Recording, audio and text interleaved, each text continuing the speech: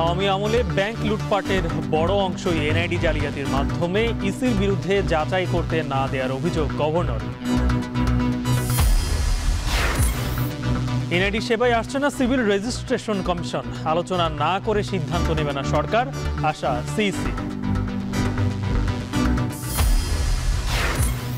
জাতীয় গণপরিষদ নির্বাচন একসাথে করার দাবি এনসিপির। 24-এর শহীদদের কবর জিয়ারত ও জাতীয় স্মৃতিসৌধে শ্রদ্ধা।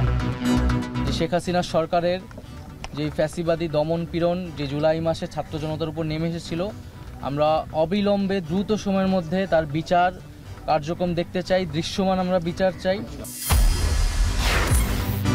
এবং গুমের শিকার 330 ব্যক্তির ভাগ্য অনিশ্চিত, ব্যক্তির দায়ে দোষী হবে না আইন শৃঙ্খলা বাহিনী, জানালো কমিশন।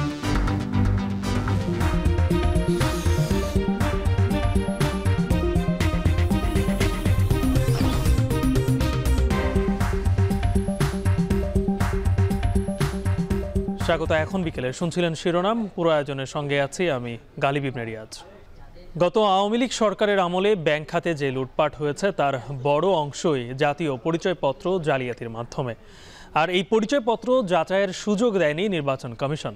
তাই জাতীয় এই সম্পদ এককভাবে নির্বাচন কমিশনের কাছে থাকতে পারে না বলে মন্তব্য করেছেন কেন্দ্রীয় ব্যাংকের গভর্নর। মঙ্গলবার ব্যাংক খাতের সংস্কার নিয়ে এক গোলটেবিল বৈঠকে কথা বলেন তিনি। এ সময় অর্থ লুটপাটে সুযোগ দেয়া ব্যাংক কর্মকর্তাদেরকে চাকরি থেকে অব্যাহতি ও আইনি শাস্তির দাবি জানান বর্তমান চেয়ারম্যানরা। গভর্নর বলেন, এজেন্ট ব্যাংকিংয়ের ক্ষেত্রে 50% এজেন্টকে অবশ্যই নারী হতে হবে। যে কেউ চাইলেই ব্যাংকের পর্ষদে বসতে পারবেন না, এজন্য নীতিমালা করা হচ্ছে। এছাড়া ব্যাংক ঝুঁকিতে পড়লেও কোনো অবস্থাতেই নিরীক্ষা প্রতিবেদন তৈরিতে অনিয়ম করা যাবে না বলেও হুঁশিয়ারি করেন গভর্নর।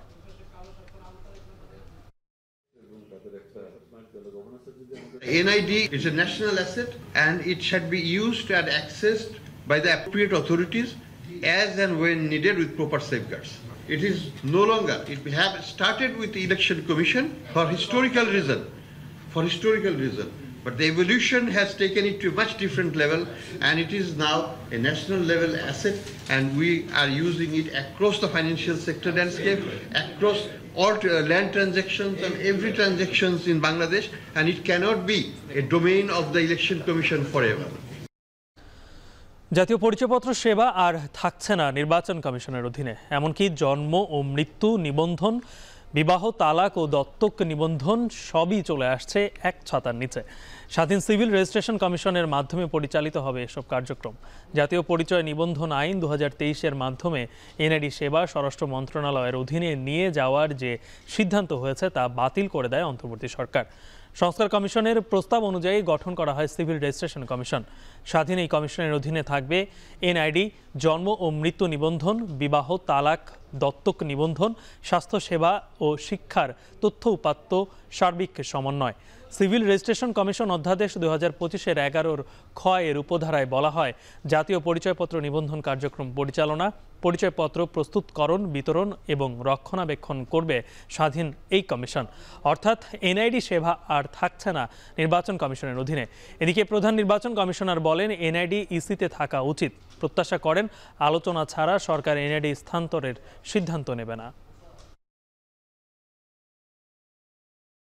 সব ধরনের সেবা এক জায়গা থেকে দেওয়া যায় কিনা সেরকম একটা বোধহয় চিন্তা থেকে বোধহয় এই ধরনের একটা উদ্যোগ নেওয়া হয়েছে। এবং আমরা আমাদের প্রতিনিধি পাঠিয়েছিলাম, গতকালকে মিটিংয়ে পাঠিয়েছিলাম এবং আমাদের মতামত আমাদের প্রতিনিধি তুলে ধরেছেন। তবে আমাদের সাথে আলোচনা না করে কিছু করবেন এমন আমি মনে করছি না। চিকিৎসকরা অনুমতি দিলে শীঘ্রই দেশে ফিরবেন বিএনপি চেয়ারপারসন বেগম খালেদা জিয়া। বিষয়টি জানান বিএনপির স্থায়ী কমিটির সদস্য ও খালেদা জিয়ার ব্যক্তিগত চিকিৎসক ডাক্তার AZM জাহিদ হোসেন। সোমবার রাতে লন্ডনে জিয়া পরিষদ ইউকে আয়োজিত সভা ও ইফতার মাহফিল শেষে সাংবাদিকদের সাথে আলাপকালে একথা বলেন ডাক্তার জাহিদ হোসেন। তিনি আরও বলেন, খালেদা জিয়ার শারীরিক অবস্থা এখন স্থিতিশীল, তবে চিকিৎসকরা নিয়মিত পর্যবেক্ষণে রাখছেন তাকে। পরিবারের সাথে থাকায় তার মানসিক স্বাস্থ্যের উন্নতি হয়েছে, যা শারীরিক সুস্থতায় সহায়ক হিসেবে কাজ করছে বলেও জানান ডাক্তার জাহিদ হোসেন। এখন পর্যন্ত আলহামদুলিল্লাহ আগের চেয়ে ওনার শারীরিক অবস্থা অনেকটা স্থিতিশীল আছে। মানসিকভাবে উনি অনেকটা আগের চেয়ে বেশি সুস্থ আছেন এবং এই মানসিক সুস্থতাই ওনার শারীরিক সুস্থতাকে আরও বেশি বাড়িয়ে দিচ্ছে। উনি দেশের মানুষকে ভালোবাসেন এবং খুব শীঘ্রই চিকিৎসকরা যখনই বলবেন উনি দেশে ফেরত যাবেন ইনশাআল্লাহ। এখন বিকেলে নিচ্ছে বিরতি, ফিরছে একটু পরে।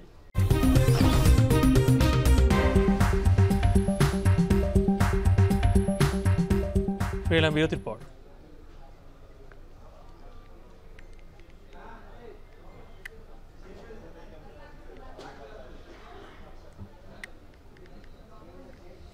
গণপরিষদ নির্বাচনের মাধ্যমে একটি নতুন সংবিধান ও প্রকৃত গণতন্ত্র ফিরে আসতে পারে।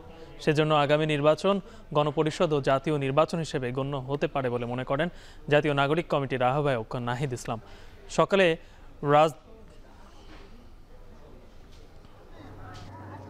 রায়ের বাজারে ২৪-এর গণ অভ্যুত্থানে শহীদদের কবরের জিয়ারত এবং স্মৃতিসৌধে শ্রদ্ধা নিবেদন শেষে সদস্য সচিব সহ অন্য নেতৃবৃন্দরা সেখানে উপস্থিত ছিলেন। এরপরে তিনি এই বক্তব্য দেন। শ্রদ্ধা নিবেদন শেষে দলের নেতারা দাবি করেন আগামী জাতীয় নির্বাচনের আগেই শেখ হাসিনাকে দেশে ফিরিয়ে এনে বিচারের মুখোমুখি করতে হবে। এর আগে সকালে জাতীয় স্মৃতিসৌধে শ্রদ্ধা নিবেদনের মধ্য দিয়ে আনুষ্ঠানিকভাবে সাংগঠনিক যাত্রা শুরু করে দলটি। আমরা মনে করি যে গণপরিষদ নির্বাচনের মাধ্যমে একটি নতুন একটি সংবিধান একটি প্রকৃত গণতন্ত্রে উত্তরণ হইতে আমাদের সহায়তা করবে। সেই জায়গায় আমাদের দাবি তো আমরা বলেছি যে সামনে যে জাতীয় নির্বাচন সেটি গণপরিষদ নির্বাচন এবং একই সাথে সংসদ নির্বাচন আকারে করা যেতে পারে, সেই দাবিটাই আমরা জানাচ্ছি। এবং এই দাবির এটার ফলেই কেবলমাত্র আমাদের যেই পুরানো শাসন কাঠামো এবং সংবিধান সেটি পরিবর্তন করে আমরা নতুন বাংলাদেশ বিনির্মাণ করতে। রোজার শুরু থেকে আনাগোনা বেড়েছে ঈদ বাজারে। ক্রেতার চাহিদা মাথায় রেখে দেশি বিদেশি নানা ধরনের পোশাক নিয়ে এসেছে দোকানগুলো। ভিড় এড়িয়ে পছন্দের পোশাক কিনতে অনেকে আগেভাগেই আসছেন বিভিন্ন শোরুমে। বিক্রেতারা বলছেন সামনের দিনগুলোতে বিক্রি আরও বাড়বে। রোজার তৃতীয় দিনে বিভিন্ন মার্কেট ঘুরে ঈদ কেনাকাটার খবর জানাচ্ছেন মাঝার ইমন। রোজার তৃতীয় দিনে এই চিত্র রাজধানীর গাউসিয়া মার্কেটের। ঈদকে ঘিরে এই বিপণী বিতান ও আশপাশের প্রতিটি দোকানেই দেখা যায় ক্রেতার বাড়তি সমাগম। ক্রেতারা বলছেন রোজার শেষ দিকে ভিড়ে চিড়েচ্যাপ্টা হতে চান না, তাই স্বাচ্ছন্দ্যে পছন্দের পোশাক কিনতে আগেভাগে মার্কেটে আসা। গরম আবহাওয়ার কারণে ক্রেতাদের পছন্দের শীর্ষে রয়েছে সুতি কাপড়ের পোশাক। প্রচুর ভিড় হবে, দামের জিনিসেরও দাম বেড়ে যাবে, বাচ্চা কাচ্চা নিয়ে মার্কেটে ঢোকাও যাবে না, এই জন্য আগে চলে আসছি। আমার জন্য শার্ট কিনতে পারি এবং আমার বোনের জন্য 3 পিস বা গাউন কিনতে পারি। ঈদ যত ঘনিয়ে আসবে বিক্রি তত বাড়বে আশাবাদ জানান বিক্রেতারা। বলেন প্রতিবারের মতো এবারও ক্রেতাদের চাহিদাকে গুরুত্ব দিয়ে বাজারে এসেছে নতুন পোশাক। বাচ্চাদের আইটেমগুলো একটু বেশি চলে, কারণ বাচ্চাদের তো চাহিদা ভালো। বাচ্চাদের নিজেরটা না কেনাকাটা করলে বাচ্চারটা কেনাকাটা করে। 500 পর থেকে বেড়ে যাবে, একদম মনে করেন 2600 পর্যন্ত একটানা কন্টিনিউ ভালো চলবে। এদিকে পরিবার পরিজন নিয়ে বিভিন্ন ব্র্যান্ডের শোরুমেও দেখা যায় ক্রেতার উপস্থিতি। দাম ও মানের সমন্বয়ে ঈদ পোশাক কিনছেন তারা। একটু আগে চলে আসছি এই কারণে যে আগে গেলে দামটা একটু কম পাওয়া যাবে, এই জন্যই মূলত একটু আগে চলে আসছি। শপিং মলের মতো ঈদ বাজারের কেনাকাটা শুরু হয়েছে রাজধানীর ফুটপাতের দোকানগুলোতেও, যেখানে ভিড় করছেন মধ্য ও নিম্ন আয়ের মানুষেরা। মাঝার ইমন, এখন, ঢাকা। রোজায় পণ্যমূল্য নিয়ন্ত্রণ ও ভোক্তাদের স্বস্তি দিতে জেলা বাজার মনিটরিং টিম ও ভোক্তা অধিকারের সমন্বয়ে দেশের বিভিন্ন স্থানে চালানো হয়েছে অভিযান। তবে আজ অভিযানে অধিকাংশ স্থানেই ব্যবসায়ীদের সতর্ক করা হয়।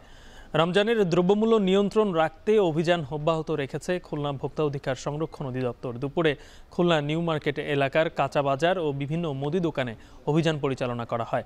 সয়াবিন তেল সহ নিত্য প্রয়োজনীয় পণ্যের বাজার মূল্য স্থিতিশীল রাখতে এই কার্যক্রম শুরু করেছে ভোক্তা অধিকার। এছাড়া টাঙ্গাইলের বিভিন্ন বাজারে অভিযান পরিচালনা করেছে জেলা বাজার মনিটরিং টিম। এ সময় বিভিন্ন ব্যবসায়ীকে সতর্ক করেছেন তারা। ভোজ্য তেলের সংকট তৈরি ও বাড়তি দামে তেল বিক্রির অভিযোগে এই অভিযান কার্যক্রম করা হয়েছে বলে জানান অতিরিক্ত জেলা প্রশাসক।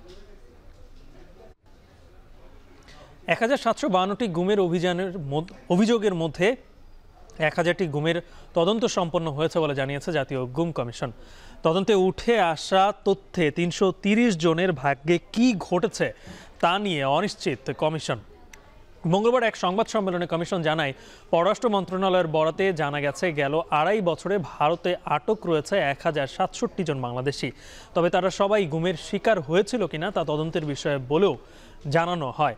আলামত নষ্ট করা রোধে সারা দেশের বন্দিশালাগুলোকে অপরিবর্তিত রাখার নির্দেশ দেওয়া হয়েছে কমিশনের তরফ থেকে। কমিশন প্রধান বলেন, নিরাপত্তা বাহিনীর সদস্যদের বিরুদ্ধে গুমের অভিযোগগুলো তাদের ব্যক্তিগত অপরাধ, যার কারণে বাহিনীর ওপর গুমের দায় দেওয়া অনুচিত হবে।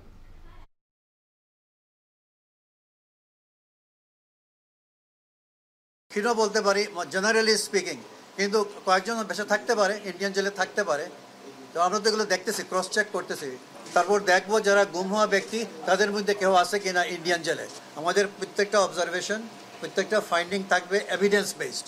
অনেকের ধারণা যে এন্টায়ার বাহিনী প্যানিক স্ট্রিকেন হয়ে গেছে। এন্টায়ার বাহিনী প্যানিক স্ট্রিকেন হওয়ার কোনো কারণ নাই, বা এই জন্য কারণ নাই কারণ এটা যেসব সদস্যরা গুমের সাথে জড়িত, এটা তাদের পার্সোনাল ক্রিমিনাল লায়াবিলিটি।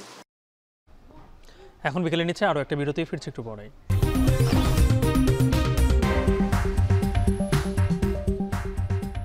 বিরতির পর আবারও ফিরে এলাম।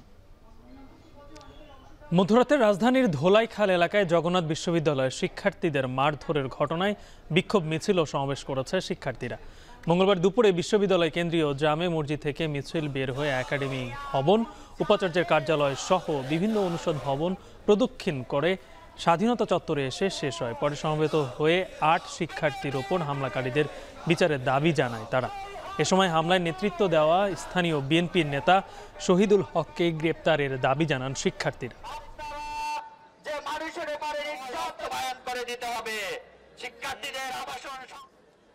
20 ঘন্টার বেশি সময় ধরে বন্ধ রয়েছে নরসিংদীর বেশিরভাগ সিএনজি ফিলিং স্টেশন। এতে চরম ভোগান্তিতে পড়েছেন পণ্য ও যাত্রীবাহী পরিবহনের চালকরা। স্থানীয়রা জানান, অনেকদিন ধরেই ফিলিং স্টেশনগুলোতে গ্যাসের চাপ কম ছিল। এ নিয়ে কথা কাটাকাটির জেরে সোমবার নরসিংদীর বাঘহাটায় সোনারগাঁ ফিলিং স্টেশনে ভাঙচুর চালায় কয়েকজন চালক। মারধর করা হয় এক কর্মচারীকে। এরপর থেকেই নরসিংদীর 22টি ফিলিং স্টেশনে জ্বালানি সরবরাহ বন্ধ রেখেছে স্টেশন মালিকরা। একসময় বিদেশি প্রসাধনীর চাহিদা বেশি থাকলেও এখন দেশি প্রসাধনীর চাহিদা বেড়েছে কয়েক গুণ। তুলনামূলক কম দামে ভালো মানের দেশীয় প্রসাধনী বাজারে থাকায় তা কেনার দিকে ঝুঁকছেন ক্রেতারা। নোয়াখালী থেকে নাসিম শুভর প্রতিবেদন। রমজানে রোজা রাখার পাশাপাশি ঈদের কেনাকাটা খুশির মাত্রা বেড়ে যায় বহুগুণ। শুরুতে কসমেটিক্স সামগ্রীর বেচাকেনা কম হলেও নিত্য নতুন কালেকশন নিয়ে দোকানে পসরা সাজিয়ে বসেছেন বিক্রেতারা। নোয়াখালীর বাজারে রমজানের শেষ সময়ে নতুন পোশাকের দোকানে ভিড় থাকলেও শুরু থেকেই অনেকে প্রিয়জনদের জন্য কসমেটিক্স সামগ্রী কিনে রাখেন। পাশাপাশি বাড়ে মেহেদির বেচাকেনা। এদিকে একসময় বিদেশি প্রসাধনীর চাহিদা বেশি থাকলেও এখন দেশীয় প্রসাধনী সেই বাজার দখল করেছে। বিক্রেতারা বলছেন, কম দাম আর মানে ভালো হয় দেশীয় কসমেটিক্স পণ্য কিনতে স্বাচ্ছন্দ্য বোধ করছেন ক্রেতারা। মেহেদি বলেন, যে কোনো জিনিস বলেন, আস্তে আস্তে আরো দিন বাড়লে আস্তে আস্তে ক্রেতার সমাগম আরো বাড়বে। পর্যাপ্ত স্টক আছে এবং কাস্টমারের চাহিদাও আছে, সেখানে আমরা পর্যাপ্ত দিতে পারতেছি। Face powder, serum, shadow, perfume, hair gel, face প্যাকের চাহিদা সারা বছর থাকলেও রমজানে তা বিক্রি বেড়ে যায় কয়েক গুণ। খোলা বাজারে নকল বিদেশি পণ্যের মোড়কে থাকা প্রসাধনী বিক্রি করে ক্রেতাদের প্রতারিত না করে দেশীয় ব্র্যান্ডের প্রসাধনীর মাধ্যমে গ্রাহকের আস্থার জায়গা ধরে রাখেন ব্যবসায়ীরা। দেশি পণ্যই এখন বেশি চলতেছে। লাভলি, স্কয়ারের মাল, এগুলো চলে ভালো। যাদের বাজেট কম তাদেরকে আমরা দেশি পণ্যগুলো আমরা সাজেস্ট করি। নোয়াখালীর 9টি উপজেলার 2 শতাধিক মার্কেট ও বিপণী বিতানে রমজানের এক মাসে প্রায় 20 কোটি টাকার প্রসাধনী সামগ্রীর বেচাকেনা হবে বলে জানান সংশ্লিষ্টরা। এখন নোয়াখালী শেষ করছে এখন বিকেলের আয়োজন। এখন টেলিভিশন ওয়েবসাইটে দেখতে ভিজিট করুন এখন.টিভি, ফেসবুকে চোখ রাখুন facebook.com/tv.এখন, আর ইউটিউবে লাইভ দেখতে ভিজিট করুন youtube.com/c/এখন.tv।